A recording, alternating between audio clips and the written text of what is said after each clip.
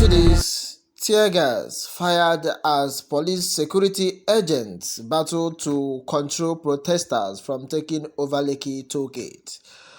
Alright, the news and details. Tension is blowing at the Lekki toll gate in Lagos State now as police fire tear gas canisters to disperse the large crowd of protesters at the venue. Onto this, the crowd has become too large to control from the security operatives as hundreds of vehicles were blocked the free flow of traffic along the road Lekki. Unlike the situation in the last 1 year and 1 hour, when the protesters were only going in a vehicle procession to and fro on the toll gate area, the area has become crowded and rowdy. Meanwhile, as of the time of this report, hundreds of vehicles had been parked near the toll gate, and occupants of some of the vehicles have dismantled and are on road.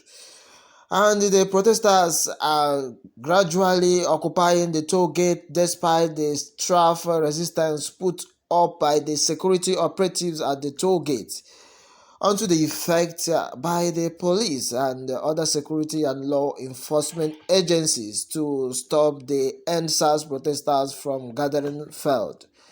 Therefore, the police resorted to shooting tear gas to disperse the crowd and to prevent them from taking over the toll gate. Meanwhile, the democratic and the important characteristics of democracy is the ability not to infringe on the right of citizens. The federal government should or should also know that drawing a line between the people's right and the upholding of law tend to have been the bone of what was experienced during the EndSARS movement. Well, it is therefore not a bad idea to hold another march in honor of those who lost their lives last year. I don't think it makes sense for the authorities to warn against such an initiative, firing and at the protesters, fearing the things might generate as they did last time. All right. One of the reasons why the federal government should not infringe on the right of Nigerians is because many Lagosians and indeed Nigerians cannot afford to relive the distasteful experiences of last year's protests, which caused pain, anguish, needless loss of lives, and wanton destruction of public and private property.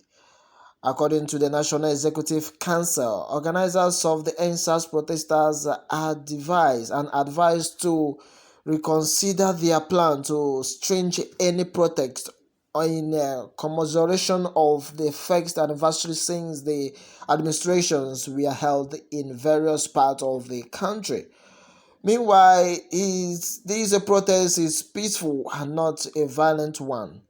It only shows that Nigerians are concerned about the lives that were lost last year.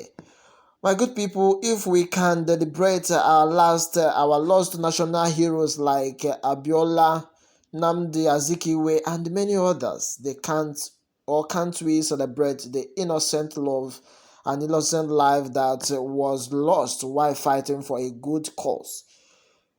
Onto this movement will even give the families of those that died a sense of belonging. For me, I think what the government should rather do is to provide security for those that would come out for the first anniversary. We know that hoodlums can hijack the process, but if maximum security is provided, then it will be a successful movement. And so many people have really been writing in regards to this, as Veronica said, which right. Last year, everyone believed it is within your right to protest. At the end of the day, you mess things up. I suggest whoever is arrested should be arraigned for the crime you people committed. And that has been onto this as take your coordination and some other leaders call us directives and then get used to your time. Alright, these are part of your comment, and the truth has been onto this. And then it is seriously so sad as on the night of the 20th October 2020 at about 6:50 p.m., members of Nigerian Army has alleged open fire on the peaceful end protesters at the Lekki toll gate in Nigeria, Lagos State. Nigeria Amnesty International stated that at least 12 protesters were killed during the shooting. A day after the incident on the 21st October, the governor of Lagos State, Babajide Sanwo-Olu, initially denied the report of any loss of lives, but later admitted in an interview with a CNN journalist that only 2 persons were killed. And that today happened the memory of the 1 year killing and massacre in the toll gate. The Nigerian army initially denied involvement in the shooting, but later stated that it had deployed soldiers to the toll gate on the orders of the governor of Lagos State a month after shooting. Alright, my good people, following on a CNN documentary on the shooting, the Nigerian army admitted to the Lagos Judiciary Panel of Inquiry into the shooting that it had deployed its personnel to the toll gate with both lives and blank bullet. Alright, my good people, I would like to have your take from here, as so many things has really happened, and today marked the memory of the day, and it will be recalled that the protesters took to the streets peacefully, demanding an end to police brutality, extrajudicial executions, and extortion by the SARS unit of the Nigerian police tasked with fighting violent crimes. But not everyone was aware that the protesters were met with excessive use of force by the army and the police forces on the 20th of October.